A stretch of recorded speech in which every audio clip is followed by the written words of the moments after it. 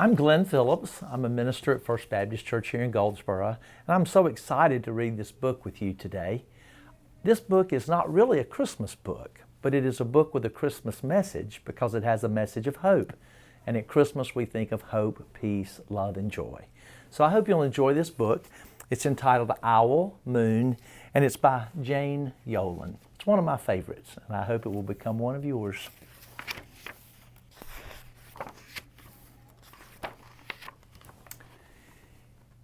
It was late one winter night, long past my bedtime, when Pa and I went owling.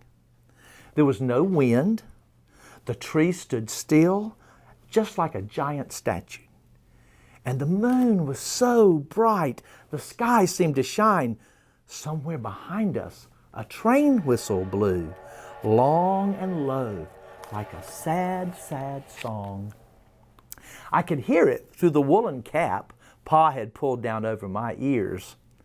A farm dog answered the train, and then a second dog joined in. They sang out, the train and the dogs, for a real long time. And when their voices faded away, it was as quiet as a dream. We walked on into the woods, Pa and I.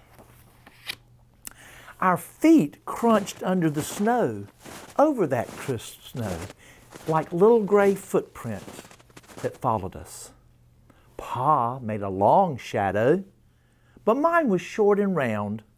I had to run after him every now and then to keep up, and my short, round shadow bumped right after me. But I never called out, because if you go owling, you have to be quiet. That's what Pa says. I have been waiting to go owling with Pa for a long, long time. We reached the line of pine trees, black and pointy against the sky, and Pa held up his hand. I stopped right where I was and waited. He looked up, as if searching the stars or reading a map up there. The moon made his face into a silver mask, and then he called, "Hoo, hoo, hoo," the sound of a great horned owl. Hoo, hoo, hoo. Again he called out, and then again, and after each call he was silent for a moment. And we both listened. But there was no answer. Pa shrugged. I shrugged. My brothers had said, sometimes there's an owl and sometimes there isn't. We walked on. I could feel the cold, as if someone's icy hand was palmed down on my back. And my nose and the top of my cheeks felt cold and hot at the same time. But I never said a word, because if you go owling, you have to be quiet and make your own heat. We went into the woods. The shadows were the blackest things that I'd ever seen, and they stained the white snow. My mouth felt furry with the scarf over it, and it was kind of wet and warm. I didn't ask what kinds of things hide behind the black trees in the middle of the night, because when you go owling, you have to be brave. Then we came to a clearing in the woods, and the moon was high above us, and it seemed to fit exactly over the center of the clearing, and the snow below it was whiter than the milk in a cereal bowl. I sighed, and Pa held up his hand at the sound. I put my mittens over the scarf and over my mouth, and I listened hard. And then Pa called again.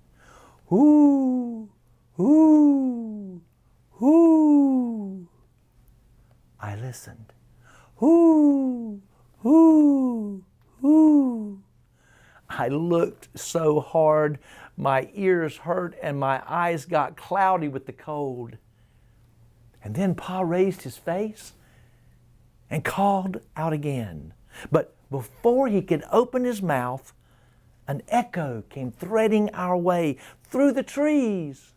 Hoo, hoo, hoo. The owl's call came. Pa almost smiled, but instead he called back, hoo, hoo, hoo.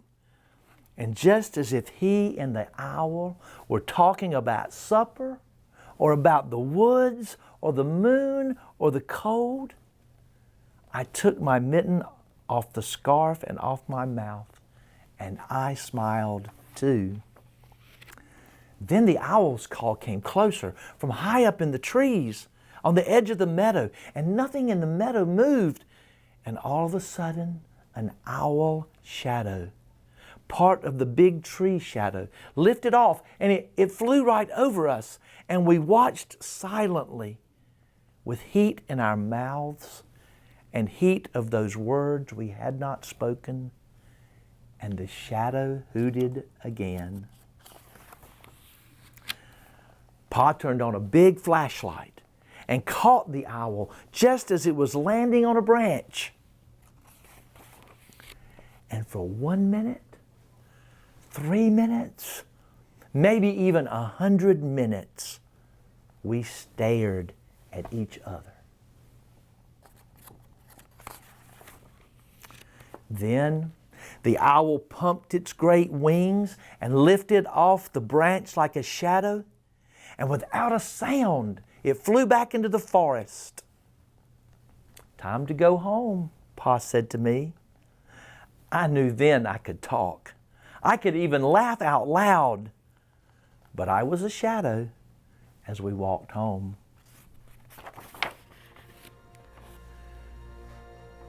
When you go owling, you don't need words or warm or anything but hope. That's what Pa says. The kind of hope that flies on silent wings under a shining owl moon. And that's the hope that I wish for you this Christmas season. As part of our countdown to Christmas, we have an Advent calendar. And today is day 13 of our Advent calendar.